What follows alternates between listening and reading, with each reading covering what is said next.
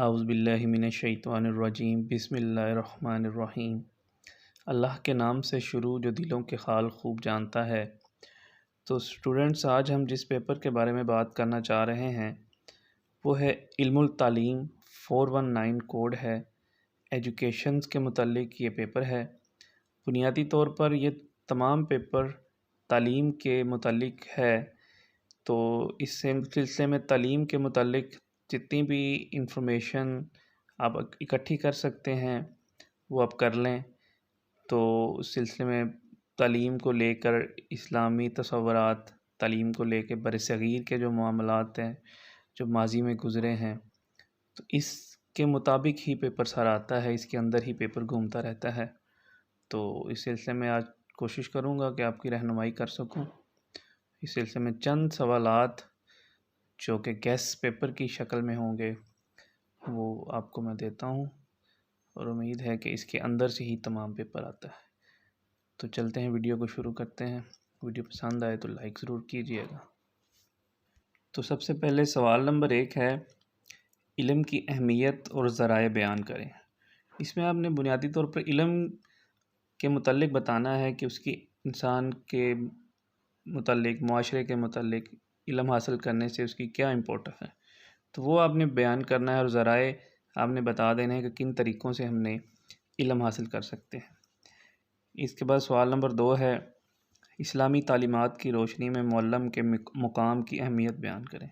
کہ اسلام نے جو ایک استاد کو جو مقام عطا کیا ہے اس کے متعلق آپ نے ڈیٹیل دینی ہے۔ اس کے بعد سوال نمبر 3 ہے، معیار تعلیم کے زوال کے اسباب تحریر کریں۔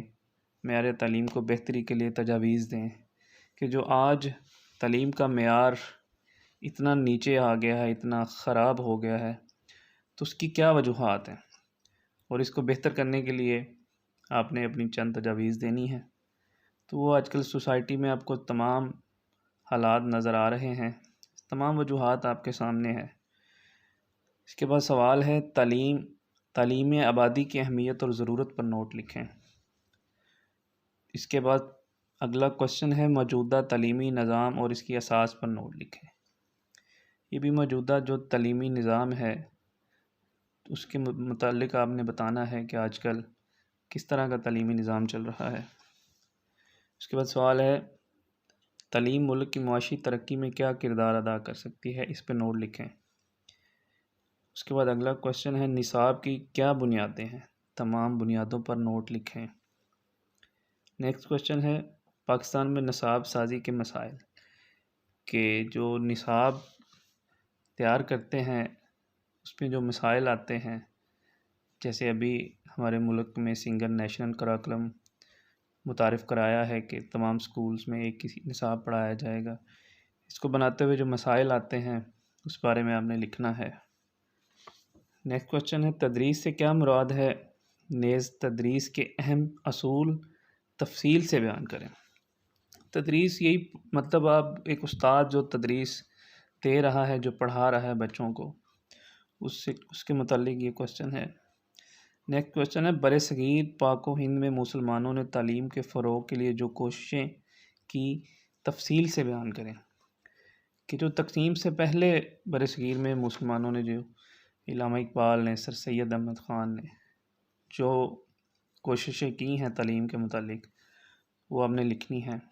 اگلا سوال ہے، غیر رسمی تعلیم کا تعلیم بالغاں پر کردار نوٹ، اس کردار پر آپ نے نوٹ لکھنا ہے۔ نیکسٹ سوال ہے، تعلیم کا انسانی زندگی میں کردار تفصیل سے بیان کریں۔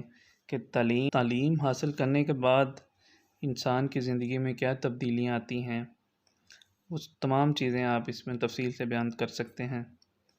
اس کے بعد اگلا کوشچن ہے، قومی تعلیمی پالیسی 1998 سے 2010 کے مقاصد جو ہیں وہ آپ نے بیان کرنے ہیں۔ اس کے بعد اگلا سوال ہے، مصنوعی طریقہ تدریس کی نوعیت، خوبیاں، خامیاں تفصیل سے آپ نے بیان کرنی ہے۔ تو اسٹوڈنٹس، یہ تمام پیپر جیسے میں نے شروع میں بتایا ہے کہ یہ تعلیم کے متعلق ہی ہے، تو آپ نے اس سلسلے میں اسکولز کی، کالجز کی، یونیورسٹیز کی ان چیزوں کو آن لائن جو طریقہ تدریس ہے جیسے علامہ اقبال یونیورسٹی کا ہے، ان چیزوں کو فالو کرنا ہے تو انشاءاللہ اللہ سے امید ہے کہ آپ کی اچھی تیاری ہو جائے گی۔ اللہ آپ سب کا حامی و ناصر ہو۔ اللہ حافظ۔